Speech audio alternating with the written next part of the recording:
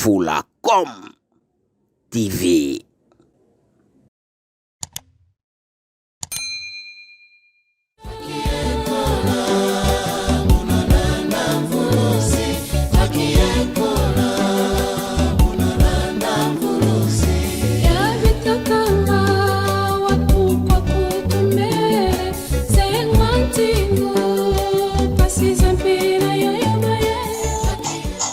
En cette date du 29 octobre, l'un des derniers grands monarques de l'Afrique, le Mani-Congo Mvita tomba lors de la bataille d'Ombrila pour défendre son territoire. Un seigneur Congo rendit l'âme, laissant derrière lui un empire qui sombra dans le chaos et dans une longue guerre civile.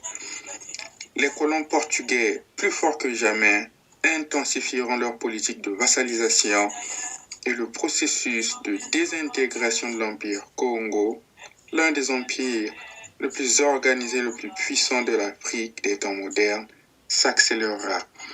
La bataille d'Ombrila est un moment décisif dans l'histoire de la région et de l'Afrique en général, parce qu'après la chute de l'Empire Congo, presque aucun État africain ne put faire face à l'avancée coloniale.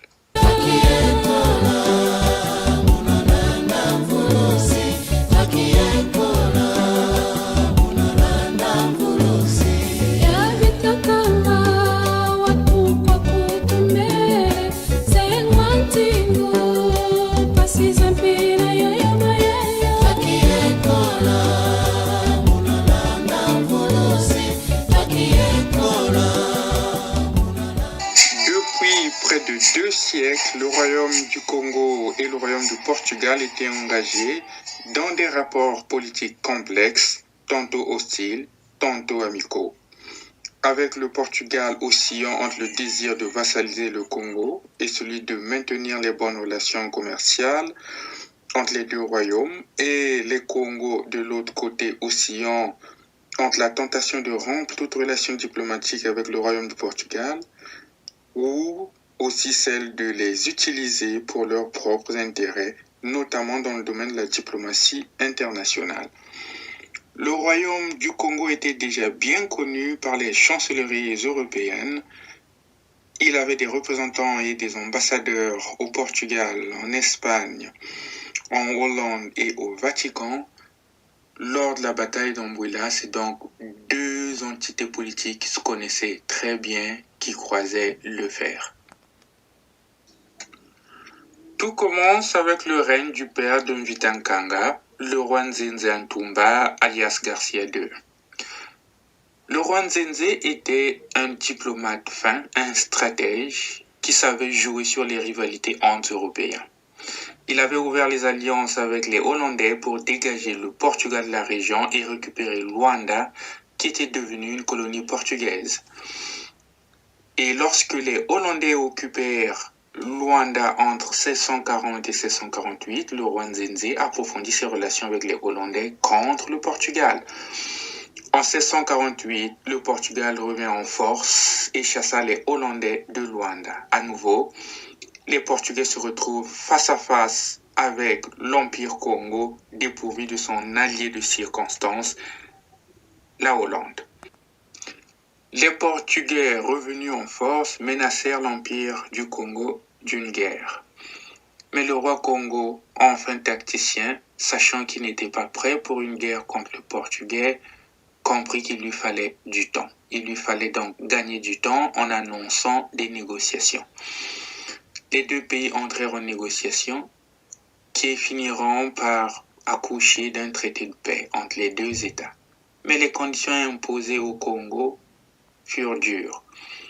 Le roi Nzenze du Congo était contraint de renoncer à sa souveraineté sur l'île de Luanda.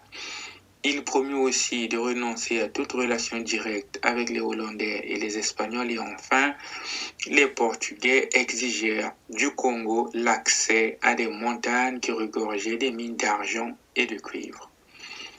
À contre-cœur donc, le roi Congo signa le traité pour gagner du temps, sans aucune intention de concéder à une de ses demandes.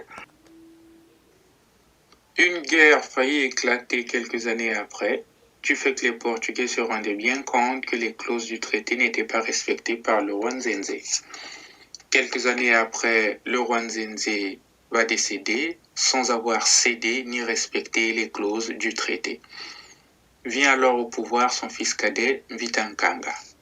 Mvita-Nkanga au pouvoir hérite donc d'une situation difficile, des relations conflictuelles avec le Portugal. Mais moins diplomatique que son père et plus intraitable en matière de souveraineté que lui, il ignora complètement le traité signé par son père, rendant les Portugais extrêmement furieux.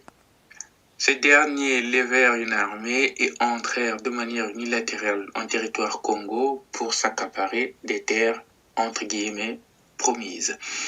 L'armée Congo s'éleva avec son roi Mvita-Nkanga à la tête pour rencontrer les envahisseurs portugais. Ainsi se déroula la bataille de Mvila.